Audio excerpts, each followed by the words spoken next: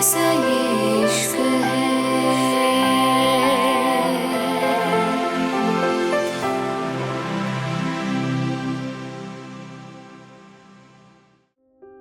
Italy. रूहानी ने जैसे ही गाड़ी से बाहर कदम निकाला था, अचानक ही उसकी आंखें हैरानी से खुल गई थीं। सामने इतना खूबसूरत मेंशन था, उसकी आंखें झपकना भूल गई थीं। रूहानी हैरानी से बोली, क्या हम यहाँ रहते हैं? रूहानी की बात पे पायथन उसका हाथ थामते हुए बोला, हाँ रूहानी, ये तुम्हारा घर है। हमारा अपना घर तुम जानती हो ना? ये घर मैंने खास तुम्हारे लिए बनवाया था। पायथन की बात पे रूहानी अपने दिमाग पे जोर डालते हुए बोली, पर भाई, मुझे कुछ भी याद क्यों नहीं? इस घर की कोई याद मेरे दिमाग में नहीं है, ऐसा क्यों भाई? रूहानी की आंखें नम हो गई थीं। उसने अपनी आंखें खोल के सामने देखा था। तभी पायथन उसका हाथ पकड़ के उसको अंदर ले आया था। जैसे ही रूहानी ने अंदर कदम रखा था, उसके ऊपर ढेरों फूल आ गिरे थे। कई सारे सर्वेंट इस वक्त सर झुकाए खड़े थे। उसको उम्मीद नहीं थी, उसका भाई इतना अमीर था, लेकिन इन सब के बाद भी रूहानी जितना याद करने की कोशिश करती, उसके सर में दर्द और ज्यादा बढ़ रहा था। रूहानी गहरी सांस लेकर बोली, भाई, मेरे सर में बहुत दर्द हो रहा है। क्या मैं प्लीज कुछ देर आराम कर लूं? जैसे ही रूहानी के ये कहा था, पायथन उसको देखते हुए बोला, बिल्कुल रूहानी, मैंने तुम्हारा रूम बहुत अच्छे इंटीरियर से डिजाइन कराया है, तुम्हें पसंद आएगा। पायथन की बात पे रूहानी सर हिला के रूम में आ गई थी। कुछ सर्वेंट उसको उसके रूम में लेके आ गए थे। रूहानी ने जैसे ही अपने रूम में कदम रखा था, उसकी आंखों में अजीब सी ठंडक भर गई थी। काफी पेस्टल थीम थी। उसके कमरे की वो बहुत खुश थी। रूहानी यही सोचते हुए अंदर आ गई थी, लेकिन अचानक उसके दिमाग में एक अनजानी सी शक्ल आई थी। वो कुछ याद करने की कोशिश कर रही थी और फिर बहुत सोच के उसके दिमाग एक चेहरा आया था। उसने जल्दी से अपनी आंखें खोल ली थीं। उसके मुंह से धीरे से निकला था, रिवांश। लेकिन रिवांश ये सब? नहीं नहीं, रिवांश में तो उसको जानती भी नहीं। बार बार उसका चेहरा मेरे दिमाग में क्यों आ रहा है? मैं क्या करूं? रूहानी ने अपना सर पकड़ लिया था। उसके सर में दर्द हो रहा था। उसने जल्दी से अपनी आंखें बंद कर ली थीं और वो धीरे से अपने बिस्तर पे गिर गई थी। रूहवांश मेंशन? रिवांश में कितनी बार समझाऊं? मैंने उसको कुछ नहीं कहा था। तुम क्यों उसकी वजह से मेरे पीछे पड़े हो? हद हो गई यार, राव्या गुस्से से बोली। तो रिवांश, जो उसके सामने बैठा हुआ था, सिगरेट का धुआं छोड़ते हुए बोला, मैं तुमसे आखिरी बार पूछ रहा हूं राव्या, उस दिन क्या हुआ था? रिवांश की बात पे राव्या के चेहरे पे पसीने की बूंदें चमकने लगी थी। वो धीरे से बोली, प्लीज। रिवांश। लेकिन अचानक से दो सर्वेंट आके राव्या के पास खड़े हो गए थे। वो सर्वेंट सर झुकाते हुए बोले, सर। लेकिन तभी अचानक से रिवांश नफरत से बोला, जिसके लिए तुम्हें यहां बुलाया गया है, उसके लिए अपना मुंह खोलो। अगर और की बकवास करी तो। रिवांश ने नफरत से सामने देखा तो उन सर्वेंट के चेहरे पे पसीने आ गए थे। और फिर दूसरे सर्वेंट ने सर झुका के सब बातें बता दी थी, जो भी उस दिन हुआ था। जैसे जैसे रिवांश उनकी बातें सुन रहा था, उसके हाथ की नसें साफ दिखाई दे रही थीं। राव्या के चेहरे पे अजीब सा डर था। उसका चेहरा पसीने से भीगा हुआ था। बस करो, रिवांश गुस्से से चीखा था और उसने अगले ही पल अपनी गन उठा के उन सर्वेंट को वहीं शूट कर दिया था। रिवांश पागलों की तरह मुस्कुराते हुए बोला, क्या हुआ राव्या, डर लग रहा है? किस लिए? क्या तुम्हें डरना चाहिए? तुम्हारी जुबान तो रूहानी के सामने बहुत चल रही थी, क्या हुआ? बोली, मैं भी सुन रहा हूं, है ना?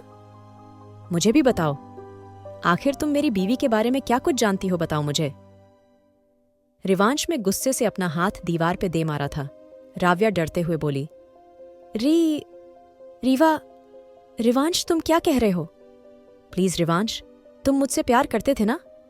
ऐसा क्या हो गया? इस बीच तुम्हें मुझसे नफरत हो गई?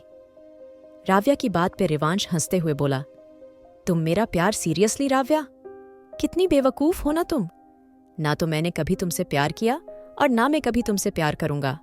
सीरियसली राव्या, तुम इतनी बेवकूफ हो? तुम्हें मेरी आंखों में अपने लिए प्यार नजर भी आता था? पर क्यों? रिवांश के चिल्लाने पे राव्या डरते हुए बोली, रिवांश। लेकिन रिवांश का चेहरा देख के लग रहा था जैसे उसको फर्क ना पड़ता हो। रिवांश ने आगे बढ़ के नफरत से राव्या के कांधे को पकड़ लिया था। रिवांश गुस्से से चीखा था, तुम्हारी हिम्मत भी कैसे भी रूहानी के बारे में इतनी बकवास करने की? तुम्हारी हिम्मत कैसे हुई? उसको रिवांश शांत हो गया था। उससे ये लफ्ज बोले नहीं जा रहे थे जो राव्या ने रूहानी को बोले थे। वो समझ पा रहा था आखिर रूहानी पे क्या गुजरी थी, उसको कितना हर्ट हुआ होगा। रिवांश अचानक पीछे हो गया था और फिर रिवांश अपनी शर्ट को झाड़ते हुए मुस्कुरा के बोला, ओके राव्या, रिवांश शेखावत की दुनिया में सजा सबको मिलती है राव्या, और तुमसे तो मेरा काफी पुराना हिसाब चुकता करना है। इतना कह के रिवांश राव्या को उस बेसमेंट में छोड़ के चला गया था। दूसरी तरफ हया और रुद्राक्ष अभी भी हॉल में थे। दोनों के चेहरे पे कोई भाव नहीं था। वहीं रिवांश ने अभी तक शादी के बारे में कोई बात नहीं करी थी।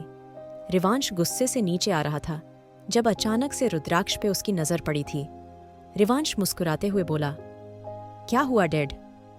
आप तो मेरी शादी कराने वाले हैं ना? आखिर पूरी दुनिया रिवांश शेखावत की शादी का इंतजार कर रही है। उसमें से एक आप भी हैं। बिना मेरी इजाजत के बिना मुझसे पूछे आप मेरी शादी भी फिक्स करके आ गए। Really dad? कोई इतना बेवकूफ कैसे हो सकता है? रिवांश की बात पे हया बीच में आते हुए बोली, रिवांश डैड हैं, तुम्हारे शांत रहो। जैसे ही हया ने यह कहा था तभी रुद्राक्ष उसको हटाते हुए बोला, हया बीच में मत पड़ो, शायद तुम्हारा ये बेटा भूल चुका है, अभी इसका बाप जिंदा है। इतना कह के रुद्राक्ष उसको देखते हुए गुस्से से बोला, क्या कहा तुमने? मैंने तुम्हारी शादी फिक्स कर दी? मैंने तुम्हें कितने मौके दिए रिवांश, कितने मौके? और तुमने क्या कहा था? तुम रूहानी को इसलिए यहां नहीं रखना चाहते क्योंकि तुम उसको प्रोटेक्ट कर रहे हो। किससे? क्या रिवांश शेखावत इतना कमजोर है वो अपनी बीवी को भी प्रोटेक्ट नहीं कर सकता? जैसे ही रुद्राक्ष ने यह कहा था रिवांश की मुट्ठियां कस गई थी। वो गुस्से से बोला, डैड। लेकिन रुद्राक्ष रिवांश की आंखों में आंखें गड़ाते हुए बोला, आवाज ऊंची करनी मुझे भी आती है। रिवांश शेखावत इसलिए बेहतर होगा। बाप से बाप की हद में बात करो। क्या तुम इतने कमजोर थे? तुम रूहानी को प्रोटेक्ट नहीं कर पाते? तुमने ये बहाना देके उसको छोड़ा क्योंकि उसको तुम्हारे साथ रहकर खतरा है। इतना कह के रुद्राक्ष जोर से हंसने लगा था। रुद्राक्ष रिवांश का कॉलर पकड़ते हुए गुस्से से बोला, कैसे मर्द हो तुम रिवांश शेखावत? तुम अपनी बीवी को प्रोटेक्ट नहीं कर सकते? शर्म आती है मुझे ये कहते हुए तुम मेरे बेटे हो। अभी रुद्राक्ष ने इतना कहा था जब रिवांश नफरत से चीखा, बकवास बंद करिए डैड, और आप भूल चुके हैं आप किससे बात कर रहे हैं। जिस इटली में आप खड़े हैं वो मेरे हुक्म से चलती है, इसलिए मुझे मत सिखाइए। मर्द और नामर्द किसको कहते हैं? और रही बात रूहानी को प्रोटेक्ट करने की, तो वो अब तक मेरे साथ थी, उसके ऊपर एक खरोंच नहीं आई, इसलिए मुझे मत सिखाइए। मुझे अपनी बीवी को कैसे प्रोटेक्ट करना है। डैड? रिवांश के चिल्लाने पे रुद्राक्ष मुस्कुराते हुए बोला, अच्छा तो तुम उसको छोड़ना क्यों चाहते थे? क्यों छोड़ना चाहते थे?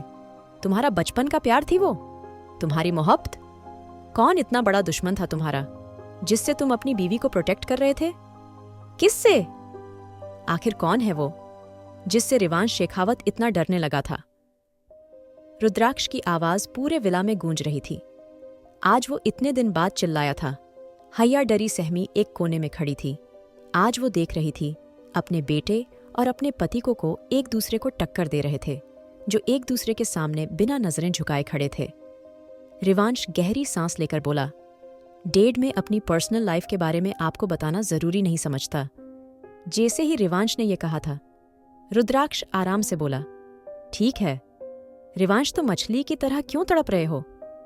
रूहानी वहां है उसको जहां होना चाहिए था, अपने भाई के पास, जो उसको अपनी जान से ज्यादा चाहता है, जो उसका ख्याल रखता है और रखेगा, तुम्हारी तरह छोड़ नहीं देगा क्योंकि तुम अपनी बीवी को प्रोटेक्ट नहीं कर सकते। शर्म आती है मुझे तुम पे। जैसे ही रुद्राक्ष ने है कहा था, रिवांश ने गुस्से से दीवार पे हाथ मारा था और बिना कुछ कहे फिर से रूम में चला गया था।